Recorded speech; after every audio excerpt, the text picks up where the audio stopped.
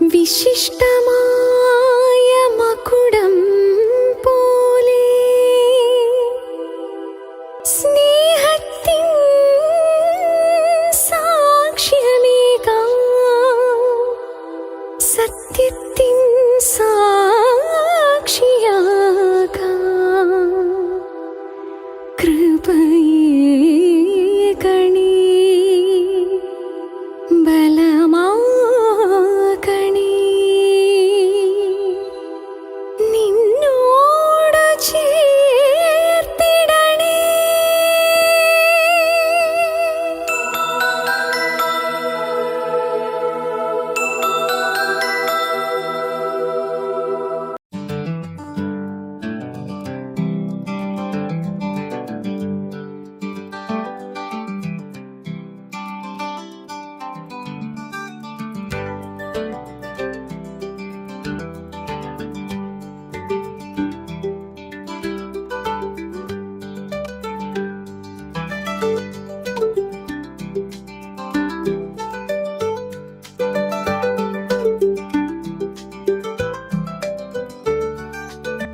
ലോകത്തിന്റെ പല കോണുകളിൽ സേവനത്തിന്റെയും സ്നേഹത്തിന്റെയും പ്രകാശമായി നിലകൊള്ളുന്ന വ്യക്തിത്വങ്ങളാണ് കന്യാസ്ത്രീകൾ. സ്വന്തം ജീവിതം ദൈവത്തിനും സഹജീവികൾക്കുമായി സമർപ്പിച്ച് ലാളിത്യത്തിന്റെയും കരുണയുടെയും വഴിയിലൂടെ സഞ്ചരിക്കുന്ന ഒരാളെയാണ് നാം ഇന്ന് പരിചയപ്പെടുന്നത്. തന്റെ ആത്മീയ യാത്രയെക്കുറിച്ചും സേവനപാതയിൽ നേരിട്ട വെല്ലുവിളികളെക്കുറിച്ചും സമൂഹത്തിന് നൽകാനുള്ള സന്ദേശത്തെക്കുറിച്ചും സംസാരിക്കാനായി ഇന്ന് നമ്മോടൊപ്പമുള്ളത് പ്രിയ ബഹുമാനമുള്ള ട്രീസ സിസ്റ്ററാണ്.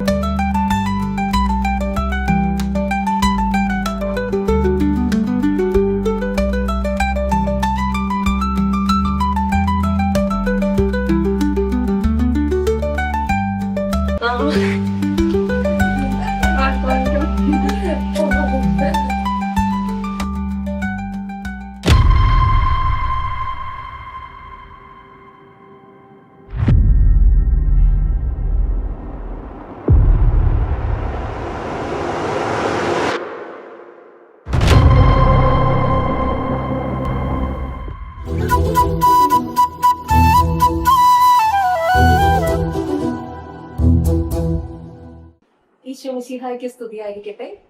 ഇന്ന് നമ്മോടൊപ്പം ഉള്ളത് നമുക്കെല്ലാവർക്കും ഏറെ പ്രത്യേകിച്ച് മണിവിളക്കാർക്ക് ഏറെ സുപരിചിതയും നമുക്കെല്ലാവർക്കും പ്രിയപ്പെട്ട നമ്മുടെ ട്രീസ സിസ്റ്ററാണ് നമ്മുടെ കൂടെയുള്ളത്. സിസ്റ്ററിന്റെ ആ ഒരു സേവന ജീവിതത്തില് സിസ്റ്റർ ഇപ്പോ ഏകദേശം 44 വർഷങ്ങൾ പിന്നിട്ടിരിക്കുകയാണ്. അപ്പോ സിസ്റ്ററിന്റെ ആ ഒരു സേവന ജീവിതം നമ്മുടെ മണിവിള ഇടവകക്കാർക്ക് എത്രത്തോളം ആയിരുന്നു എന്ന് നമ്മൾ എല്ലാവരും അനുഭവിച്ചറിഞ്ഞതാണ്. അപ്പോ കുറച്ചുകൂടെയുള്ള സിസ്റ്ററിന്റെ ആ ഒരു ജീവിതവുമായി ബന്ധപ്പെട്ട വിശേഷങ്ങൾ നമുക്ക് കേൾക്കാം. സിസ്റ്റർ ഇപ്പോൾ എന്ത് തോന്നുന്നു? പ്രത്യേകിച്ചൊന്നും തോന്നുന്നില്ല. ഒരു 5 വർഷം 18 വർഷം നേരത്തെ ഒരു 5 വർഷം ഇപ്പോഴും അങ്ങനെ ഒരു 23 വർഷം മണികളുടെക്ക് വേണ്ടി എന്തെങ്കിലുമൊക്കെ ചെയ്യാൻ സാധിച്ചു എന്നതിൽ ഒത്തിരി സന്തോഷമുണ്ട്. ടോട്ടൽ അപ്പോ സിസ്റ്റർ 44 വർഷമായി ഞാൻ സിസ്റ്റർ ആയിട്ട്. ഓക്കെ. അപ്പോ സിസ്റ്റർ ആദ്യമായിട്ട് ഈ ഒരു മണിവിള ഇടവകയിലേക്ക് വന്ന ആ ഒരു ദിവസം സിസ്റ്റർ ഓർക്കുന്നുണ്ടോ? 1988 ജൂൺ മാസത്തിലാണ് ഞാൻ വന്നത്. ഓക്കെ. അപ്പോ എന്തെങ്കിലുമൊക്കെ പ്രതീക്ഷകൾ ഉണ്ടായിരുന്നോ മനസ്സില്? ഒന്നും അറിയില്ല. കാരണം ഞാൻ സിസ്റ്ററായിട്ട് ആദ്യമായിട്ടാണ് ഇങ്ങനെ ഒരു ശുശ്രൂഷ ചെയ്യാൻ പോകുന്നതുള്ളത് അറിയാം. സ്കൂളിൽ പഠിപ്പിക്കാനാണെന്നും അറിയാം. പക്ഷെ ഇങ്ങനത്തെ ഒരു ഇടവേള ഇങ്ങനൊക്കെ പ്രവർത്തനങ്ങൾ ഉണ്ട് എന്നുള്ളത് എനിക്ക് കൃത്യമായിട്ട് അറിയില്ലായിരുന്നു. പക്ഷെ വന്നു. ഇങ്ങനെയായാലും ആ ഒരു ജീവിതം അപ്പോഴത്തേക്ക് എങ്ങനെയൊക്കെ പോവുക, എന്തെങ്കിലുമൊക്കെ ചെയ്യുക എന്നുള്ള ഒരു മനസ്സിൽ. അപ്പൊ അങ്ങനെയാണ് വന്നത്. ഓക്കെ. അപ്പോ സിസ്റ്റർ ഇത്രയും കാലം എനിക്ക് തോന്നുന്നു സിസ്റ്ററിന്റെ ആ ഒരു 44 വർഷത്തെ അല്ലെ ആ ഒരു ജീവിതത്തിൽ ഒരു 18 വർഷം അന്നും ഇന്ന് 5 വർഷവും അങ്ങനെ പകുതിയിലേറെ വർഷവും നമ്മുടെ മണിവിള ഇടവകക്കാർക്ക് വേണ്ടിയിട്ടാണ് സിസ്റ്റർ സേവനം അനുഷ്ഠിച്ചത്. അപ്പോ ഇനി ഒരു 2-3 ദിവസം കഴിയുമ്പോൾ സിസ്റ്റർ പുതിയ ഒരു സേവന തട്ടകത്തിലേക്ക് ഒറീസയിലേക്ക് സിസ്റ്റർ പോവുകയാണ്. അപ്പോ സിസ്റ്ററിന്റെ മനസ്സിൽ ഇപ്പോ എന്ത് തോന്നുന്നു? എനിക്കിപ്പോ സന്തോഷമുള്ളൂ. സന്തോഷം. ഇവിടുന്ന് പോകുന്നു, വേറെ സ്ഥലത്തോട്ട് പോകുന്നു. അതാണ് ഞങ്ങളുടെ ജീവിതം. പക്ഷെ നമ്മുടെയൊക്കെ മനസ്സിൽ ചെറിയൊരു സങ്കടവും സങ്കടം ഒട്ടുമില്ല. സന്തോഷമുള്ള കാരണം ഒരു ഫീൽഡ് കഴിഞ്ഞ് വേറെ ഫീൽഡിലേക്ക് പോകുന്നു. അതിൽ സന്തോഷമേ ഉള്ളൂ. ഓക്കെ. ഇനി സിസ്റ്ററിന്റെ വിളിയെ കുറിച്ച് ചിന്തിക്കുമ്പോ എങ്ങനെയായിരുന്നു സിസ്റ്ററിന്റെ വിളി? എന്റെ വിളി എന്ന് പറയുന്നത് ഞാനിങ്ങനെ ചെറുപ്പത്തിൽ അങ്ങനെ ഒരു ആഗ്രഹം സിസ്റ്റർ ആവണമെന്ന് ഒരു ആഗ്രഹം ഇല്ലായിരുന്നു. ഒരു 8ാം ക്ലാസ് തുടങ്ങിയ ചെറിയൊരു ആഗ്രഹം ഉണ്ടായിരുന്നു. പക്ഷെ അത് ആരോടും പറഞ്ഞില്ല. പിന്നെ എന്റെ കുടുംബത്തിൽ തന്നെ എന്റെ ആന്റിമാരും 1-2 പേരൊക്കെ സിസ്റ്റേഴ്സും ഉണ്ട്. എന്നാലും ഞാൻ ആ വഴിക്ക് പോകണമെന്ന് ചിന്തിച്ചില്ല. പക്ഷെ 10ാം ക്ലാസ്സിലൊക്കെ ആയപ്പോ ഒരു ചെറിയ, പക്ഷെ ആ കാലഘട്ടത്തിൽ ഞങ്ങൾ ഇടവകയില് തിരുവാലസഖ്യം, ചൊടാലിറ്റി ഇങ്ങനെയൊക്കെ സഖ്യം, അപ്പൊ അതിലൊക്കെ ഞാൻ ഒത്തിരി പ്രവർത്തിക്കുന്ന ഒരു വ്യക്തിയായിരുന്നു. അപ്പൊ അങ്ങനെ പിന്നെ സിസ്റ്റേഴ്സുമായിട്ട് കുറച്ച് മിങ്കിള് ചെയ്തു. അപ്പൊ സിസ്റ്റേഴ്സ് ഇങ്ങനെ ഒത്തിരി പുണ്യന്മാരും പുണ്യവതിനും കഥകളൊക്കെ പറഞ്ഞു തരുമായിരുന്നു. പിന്നെ സിസ്റ്റേഴ്സിന്റെ ലൈഫ് എന്താണെന്നൊക്കെ പറഞ്ഞു തരുന്നു. അപ്പൊ അങ്ങനെ ചെറിയൊരു ആഗ്രഹം മനസ്സിൽ വന്നു.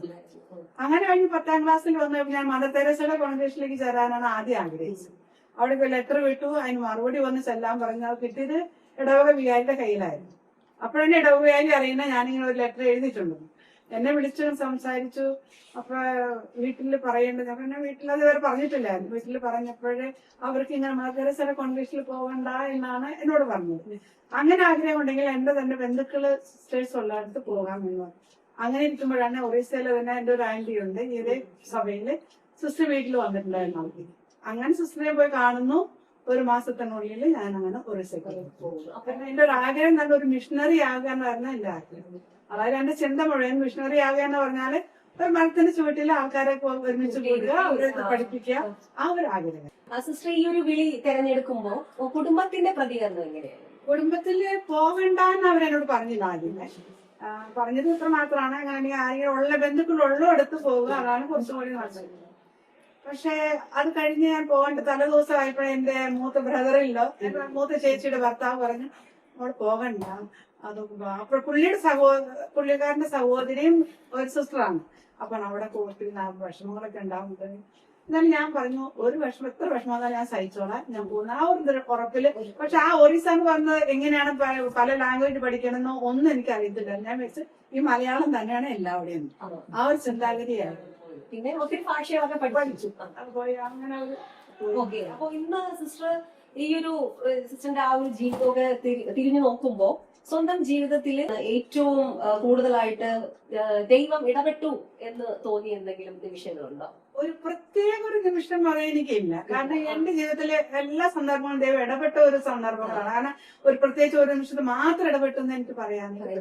എന്റെ ഏതൊക്കെ ആവശ്യങ്ങളുണ്ടോ ആ സമയത്തൊക്കെ ദൈവത്തിന്റെ പ്രത്യേക ഓക്കെ. ഇനി സിസ്റ്റർ നമ്മള് മണിവിള ഇടവകയിലേക്ക് വരുമ്പോ സിസ്റ്ററിന്റെ ഈ ഒരു ഇടവകയില് സിസ്റ്ററിന്റെ ഈ ഒരു ശുശ്രൂഷയില് സിസ്റ്ററിന് ഏറ്റവും ഹൃദയത്തോട് ചേർത്ത് നിൽക്കുന്ന വ്യക്തികളുണ്ടാവും, കുടുംബങ്ങളുണ്ടാവും. അങ്ങനെ ആരെങ്കിലും ഉണ്ട്? ഒത്തിരി കുറെ പേരുകളുണ്ട്. പക്ഷെ ഒരു ആള് എനിക്ക് കൃത്യമായിട്ട്, ഞാൻ ഇന്നലെ കൂടി ആ വ്യക്തിയെ പോയി കണ്ടത് സബരിമുത്ത സാർ. പഴയ ഒരാളാണ്. പഴയ ആൾക്കാരും ഇപ്പൊ ഇല്ല, അവരുടെ 1-2 പേരൊക്കെ ഉള്ളൂ. സാറ് എന്നെ ഒത്തിരി എന്റെ ആധ്യാത്മികമായ കാര്യത്തിലും അതോടൊപ്പം തന്നെ സ്കൂൾ വിദ്യാഭ്യാസപരമായ കാര്യത്തിലും ഒത്തിരി സഹായിച്ചു. കാരണം ഇവിടെ സ്കൂളിന് ആ സമയത്തൊന്നും റെക്കഗ്നേഷൻ ഇല്ലായിരുന്നു. പക്ഷെ ആ സമയത്ത് നമുക്ക് പുസ്തകം കിട്ടുക എന്നൊക്കെ പറഞ്ഞ ഒത്തിരി ബുദ്ധിമുട്ടുള്ള കാര്യം. സാറ് ഒത്തിരി അധികം അതിനുവേണ്ടി എന്നെ സഹായിച്ചിട്ടുണ്ട്. പിന്നെ അതുപോലെ തന്നെ ഇടവകയിലെ പ്രവർത്തനങ്ങൾക്ക് വേണ്ടി അന്നൊന്നും BCC യൂണിറ്റുകളില്ല.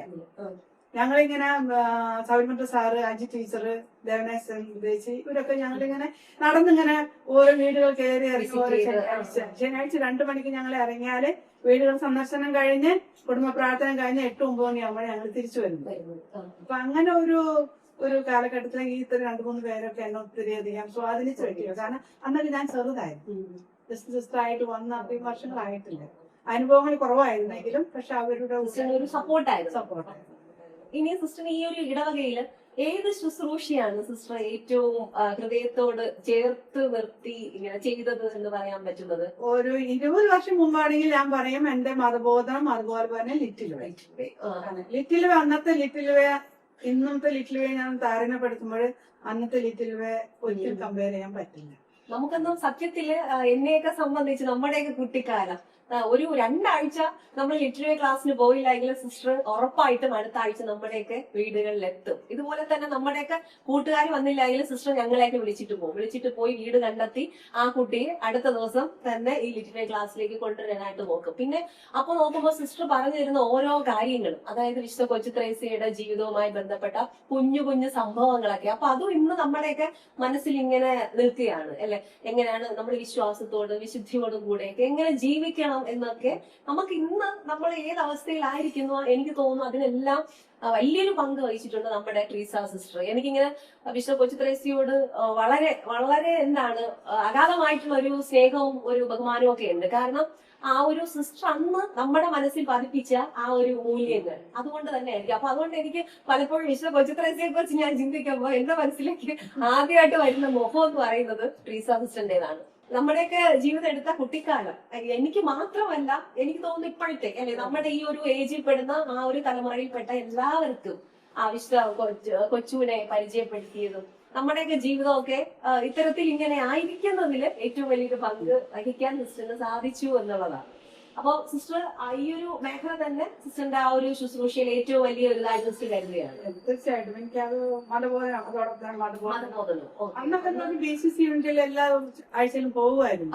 സിസ്റ്ററിന്റെ വിസിറ്റ് ചെയ്യുമായിരുന്നു. അവരൊക്കെ എല്ലായ്പ്പോഴും പോകുമായിരുന്നു. അന്നൊക്കെ ഞങ്ങൾക്ക് ഡിവൈഡ് ചെയ്ത് തന്നിട്ടായിരുന്നു സിസ്റ്റേഴ്സിന് ഇത്ര ഗ്രൂപ്പുകൾ എന്നൊക്കെ യൂണിറ്റ് പറഞ്ഞു. പക്ഷെ എനിക്ക് ഈ BCC ഒക്കെ ശക്തിപ്പെട്ട് വന്നത് ആ നിമിഷങ്ങളിലാണ് തോന്നുന്നത്. ജയരാജന്റെ ആ ഒരു സമയങ്ങളിലൊക്കെ ആയിരുന്നു.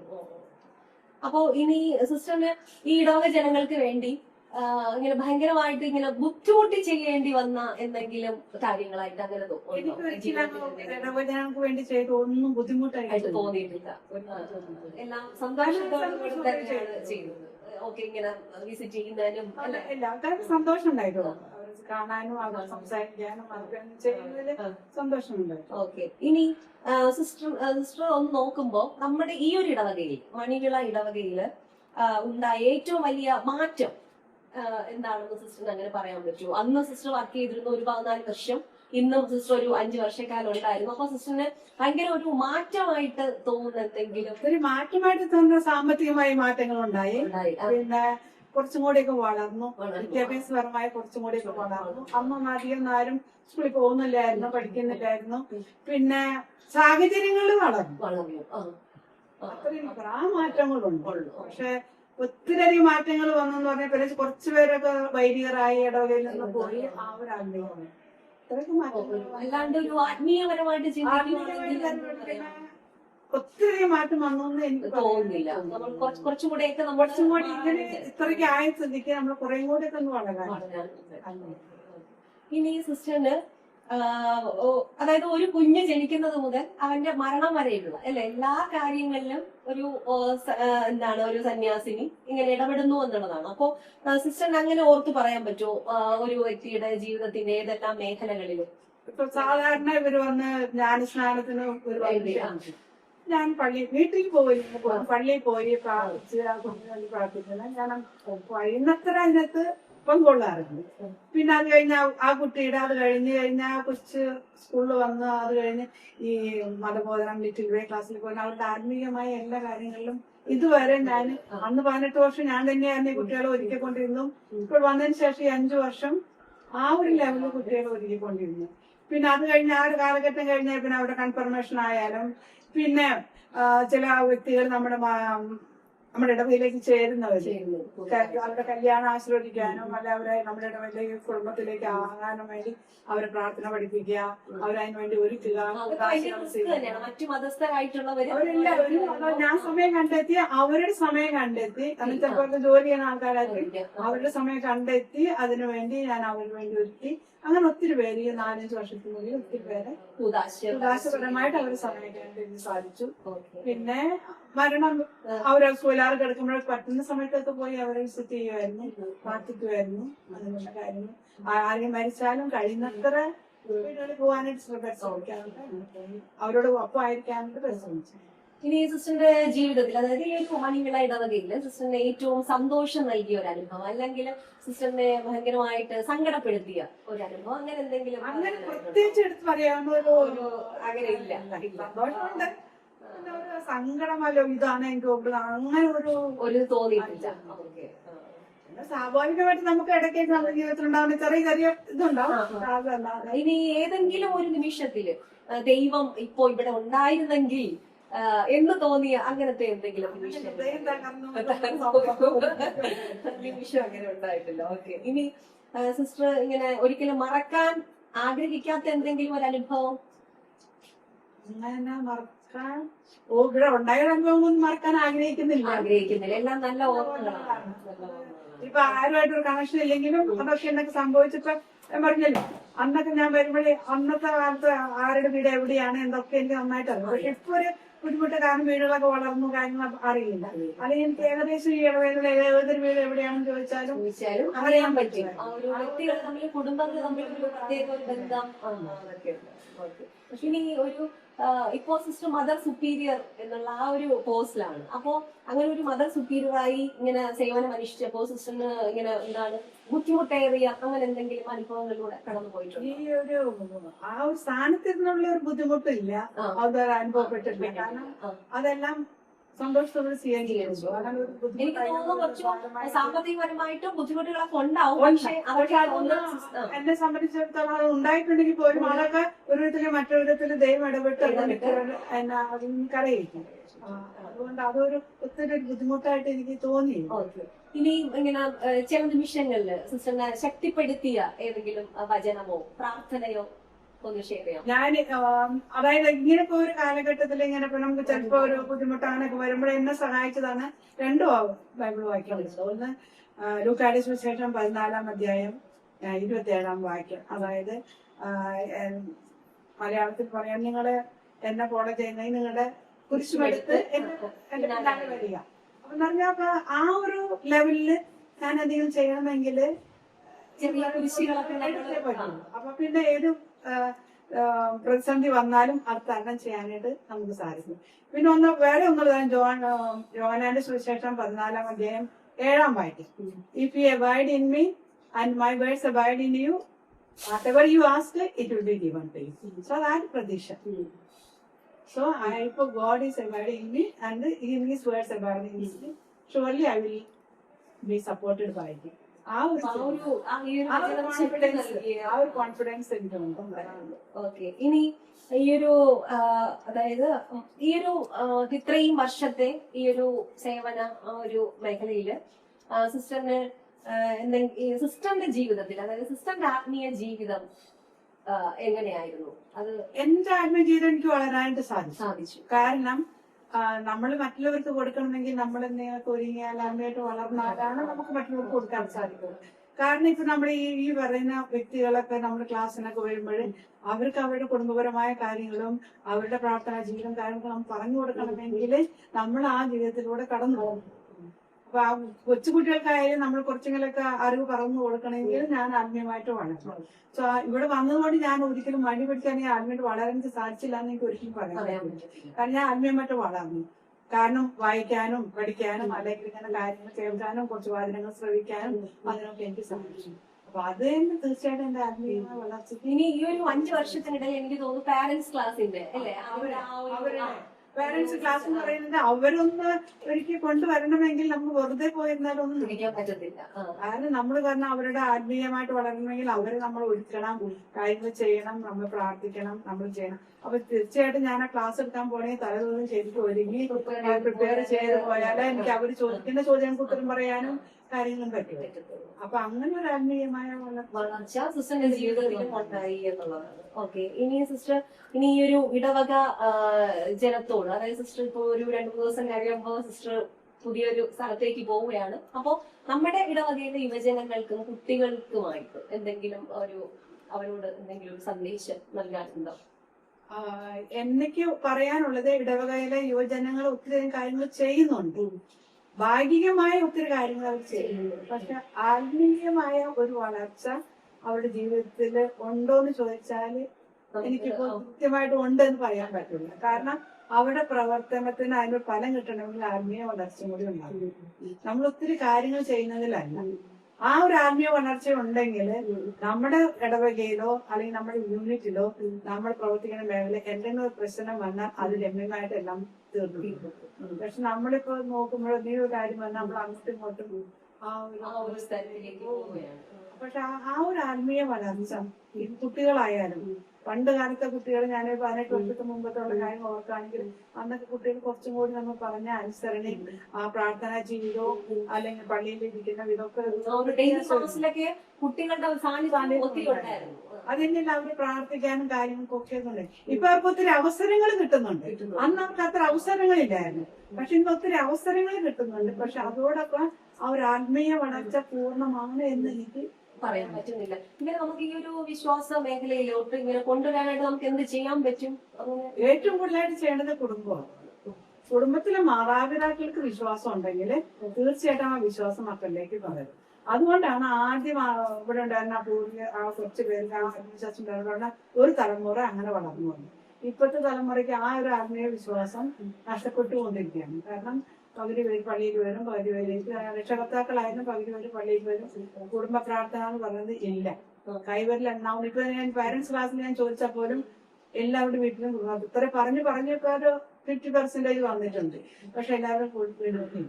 അപ്പൊ അങ്ങനൊക്കെ ഒരു അവസ്ഥയിലേക്ക് വന്നാലുള്ള കുഞ്ഞുങ്ങൾ ഇത് കണ്ട് പഠിച്ച് ആ വിശ്വാസം അവർക്ക് മാറ്റിയെടുക്കണം. അല്ലാതെ ഇടവക തലത്തിൽ ഒത്തിരി അധികം കാര്യങ്ങൾ ചെയ്തു കൊടുക്കുന്നുണ്ട്. പക്ഷെ കുടുംബ തലത്തിലും ആ ഒരു വളർന്നാൽ മാത്രമേ ഇടവക തലത്തിൽ, കാരണം സ്റ്റാർട്ട് ചെയ്യുന്നത് കുടുംബത്തിൽ. ഓക്കെ, ഇനി സിസ്റ്റർ നമ്മുടെ ഈ ഒരു ഇടവകയ്ക്ക് വേണ്ടിയിട്ട് ഇങ്ങനെ ഏറ്റവും ആഗ്രഹിക്കുന്ന ഒരു പ്രാർത്ഥനയുണ്ടോ സിസ്റ്ററിന്റെ മനസ്സിൽ? ഒരു പ്രത്യേകിച്ച് പ്രാർത്ഥന ഒരേ ഇത് മാത്രമുള്ള ആത്മീയമായ ഒരു വളർച്ച ഈ ഇടവകയ്ക്ക് വേണം. പിന്നെ ഒരു പോരായ്മ, ഇത്രയും വർഷക്കാലമായിട്ട് ഒരു സിസ്റ്റർ പോലും ഒരു സിസ്റ്റർ ഇതുവരെ ഇടവകയിൽ വന്നത് എന്തുകൊണ്ട് ഈ പെൺകുട്ടികൾക്ക് ഓക്കെ അവർക്ക് ഞങ്ങളുടെ കോൺഗ്രേഷൻ ചേരാൻ താല്പര്യമില്ലെങ്കിൽ പോലെ, പക്ഷെ എത്രയോ കോൺഗ്രേഷൻ ഉണ്ട്. പക്ഷെ ആ ഒരു ലെവലില് ദൈവവിളി പെൺകുട്ടികളില് വളർത്തിയെടുക്കാൻ ഇപ്പോഴത്തെ മാതാപിതാക്കൾ ആൺകുട്ടികളെ വിടുന്നുണ്ട്. പക്ഷെ പെൺകുട്ടികളെ ഒരു പോരായ്മ ഈ ഇടവയ്ക്കുന്നു. അതുകൊണ്ട് ഓക്കെ ഇവിടുത്തെ സിസ്റ്റേഴ്സിന് ഇഷ്ടമില്ല, താല്പര്യമില്ല എങ്കിലും ഇനി അത് കോൺഗ്രേഷൻ ചെയ്യണം. ഇനി സിസ്റ്ററിന്റെ ഒരു ജീവിതം എടുത്താൽ എനിക്ക് തോന്നുന്നു നമ്മുടെ ഇടവകയിൽ ഏകദേശം ഒരു 15ഓളം അച്ഛന്മാരുണ്ട് അല്ലെ. പക്ഷെ അവരുടെ എല്ലാവരുടെ ജീവിതത്തിലും വളരെയധികം ഒരു സ്വാധീനം ചെലുത്താൻ സിസ്റ്ററിന് സാധിച്ചു എന്നുള്ളതാണ് അല്ലെ. എനിക്ക് തോന്നുന്നു സിസ്റ്ററിന്റെ ഒരു ക്രെഡിറ്റ് ആണ് ഇത്രയും അച്ഛന്മാരെ സംഭാവന നൽകാനായിട്ട് സിസ്റ്ററിന് സാധിച്ചു അല്ലെ. ജോയി മത്യാസ് അച്ഛൻ തുടങ്ങി എല്ലാ അച്ഛന്മാരുടെ അവരുടെ ആ ഒരു ഫോർമേഷൻ എന്ന് പറയുന്നത് സിസ്റ്ററിന്റെ കയ്യിലായിരുന്നു. അപ്പൊ എന്ത് തോന്നുന്നു സിസ്റ്ററിന്? സന്തോഷമില്ല, കാരണം അത്രയും അച്ഛന്മാര് ഇപ്പോഴായാലും അവര് പറഞ്ഞു ഞങ്ങളുടെ സിസ്റ്റർ ഞങ്ങളെ വളർത്തിയ ഞങ്ങൾക്ക് വേണ്ടി ഒത്തിരി ചെയ്ത അങ്ങനെ ആ ഒരു ഓർമ്മ അവർക്ക് ഇപ്പോഴും അതിലെനിക്ക് സന്തോഷം, ഒത്തിരി സന്തോഷം നൽകുന്ന ഒരു കാര്യമാണ് സംബന്ധിച്ച്.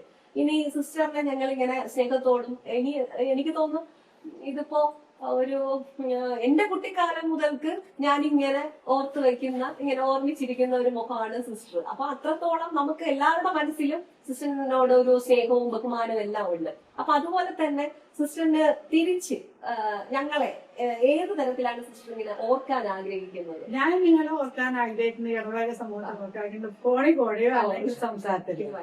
പക്ഷെ ഞാൻ ഓർക്കും നിങ്ങൾ ആരുടെ മുഖം ഞാൻ മറക്കില്ല, എല്ലാവരുടെ മുഖം എന്റെ മനസ്സിലുണ്ട്. അവർക്ക് വേണ്ടി പ്രാർത്ഥിക്കും. പിന്നെ അവര് ആരെങ്കിലും എന്നെ വിളിക്കുകയോ സംസാരിക്കുകയോ ചെയ്താൽ തീർച്ചയായിട്ടും ഞാൻ അതിന് കുഴപ്പമുണ്ട്.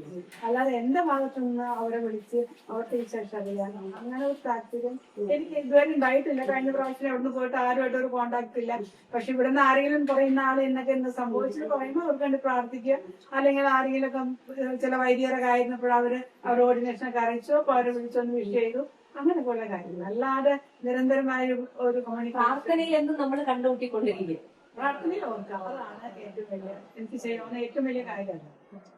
ഇനി എന്തെങ്കിലും സിസ്റ്ററിന് നമ്മോട് പറയാനുണ്ട്? എനിക്ക് പ്രത്യേകിച്ചും നമ്മളോട് പറയാനില്ല. എനിക്ക് വേണ്ടി നിങ്ങൾ എന്നെ കൂടെ ഓർക്കുക നിങ്ങളുടെ പ്രാർത്ഥനയില്. എനിക്ക് ഒത്തിരി സന്തോഷമുണ്ട്. ഈ ഇടവയിൽ ഇത്രയും വർഷക്കാലം എന്റെ ജീവിതത്തിന്റെ 3/4 ഭാഗവും ഇവിടെ തന്നെയാണ്. എന്റെ നല്ല കാലം ഇവിടെയാണ്. ഈ ഇടവയ്ക്ക് വേണ്ടിയാണ് ഞങ്ങൾ പ്രതീക്ഷിക്കുന്നുണ്ട് സിസ്റ്റർ ഒരു 1-2 വർഷത്തിനുള്ളിൽ ഞാനിപ്പോ പോയിട്ടും തിരിച്ചു വരുന്നോട്ടും ആഗ്രഹിച്ചതല്ലായിരുന്നു. പക്ഷെ അങ്ങനെ സാഹചര്യങ്ങള് ഒരുക്കി എന്നെ വന്ന് എന്റെ മേലധികാരികളെ അനുസരിക്കേണ്ടി വന്നു. അങ്ങനെ വന്നു. പക്ഷെ 5 വർഷക്കാലം ജീവിച്ചു, സന്തോഷത്തോട് ജീവിച്ചു. തിരിച്ചു വേറൊരു പ്രദേശത്തേക്ക് പോകുന്നു. അപ്പൊ നിങ്ങളും എന്നെ നിങ്ങളെ പ്രാർത്ഥനയിൽ ഓർക്കുക. പ്രാർത്ഥനയിൽ പരസ്പരം നമ്മള് ഓർക്കുക, പ്രാർത്ഥിക്കുക. ഇനി എവിടെയെങ്കിലും വെച്ച് കണ്ടുമുട്ടുമ്പോൾ കണ്ടുമുട്ടി. അത്ര താങ്ക് യു സിസ്റ്റർ.